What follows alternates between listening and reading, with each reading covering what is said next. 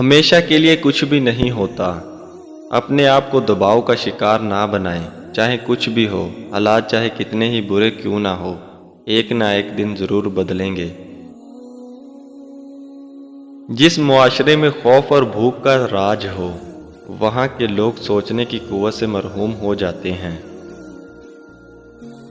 کچھ لوگ یہ نہیں سمجھتے کہ ہمیں مرنا ہے، لیکن جو لوگ اس بات کو سمجھتے ہیں وہ اپنے سارے جھگڑے ختم کر دیتے ہیں۔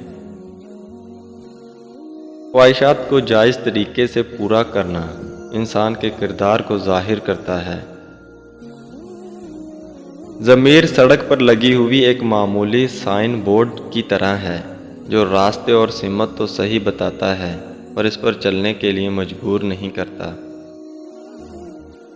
شکایت کم اور شکریہ زیادہ کرنے سے زندگی آسان ہو جاتی ہے۔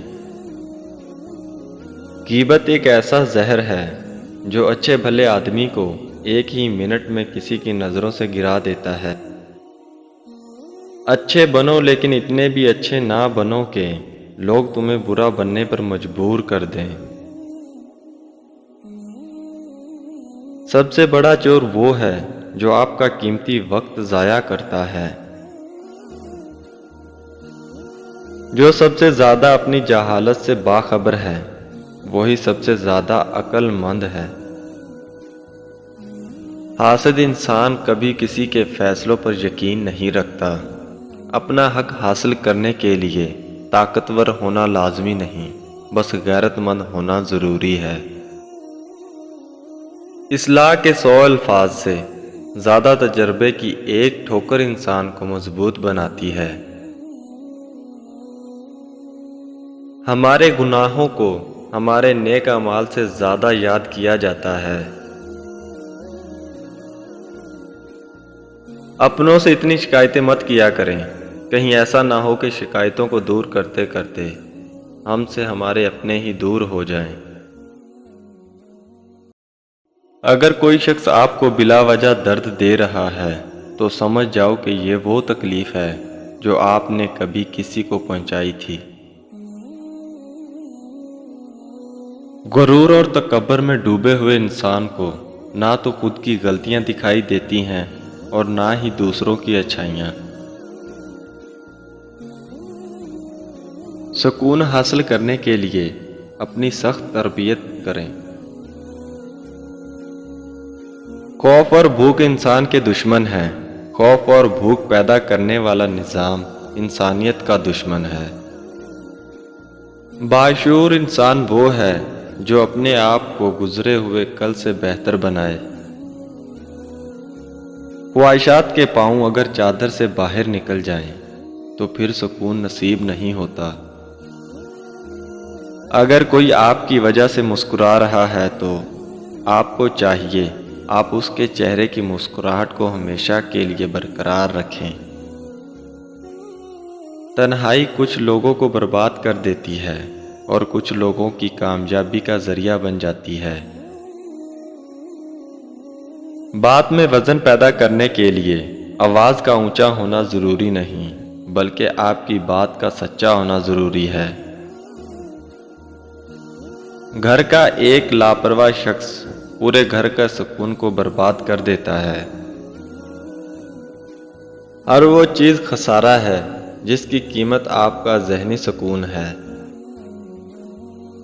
دولت کا غلام آدمی کبھی بھی دیانتدار نہیں ہو سکتا۔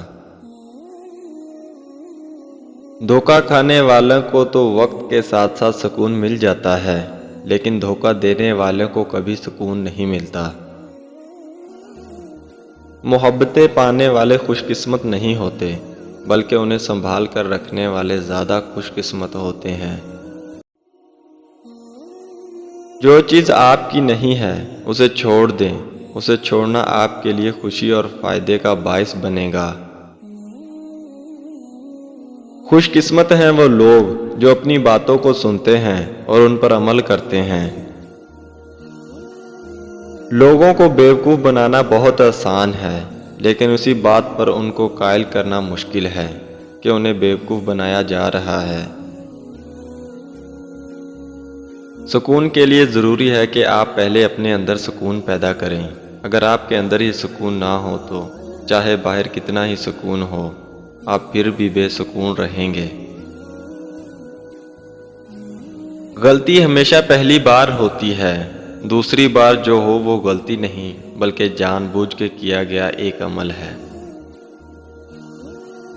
انسان کو اتنی سمجھ ضرور ہونی چاہیے کہ اسے کب بولنا چاہیے اور کب خاموش رہنا چاہیے۔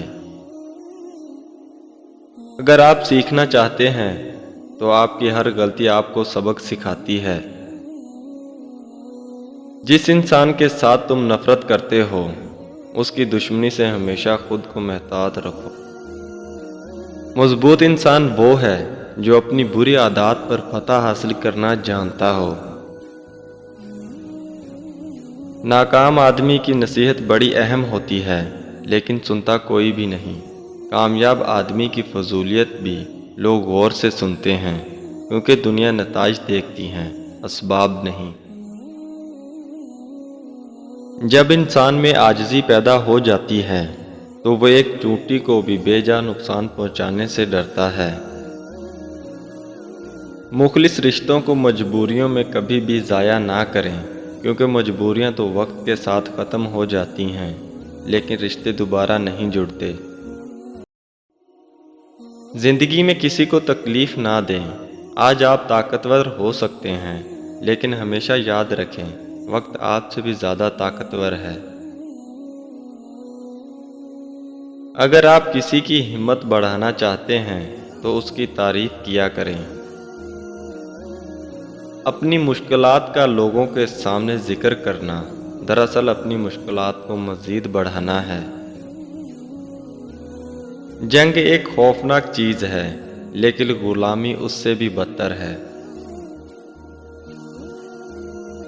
غلط کو غلط نہ سمجھنا جہالت کی ایک نشانی ہے اور غلط کو غلط نہ کہنا غلامی کی نشانی ہے۔ ایماندار ہونا ایک اچھی چیز ہے لیکن صحیح ہونا بھی ضروری ہے۔ ہمیشہ وہی لوگ آپ کے مقابلے میں آئیں گے جن کی پہچان آپ کی وجہ سے بنی ہو۔ ایک نسل کی جہالت دوسری نسل کی روایت اور تیسری نسل کا عقیدہ بن جاتی ہے۔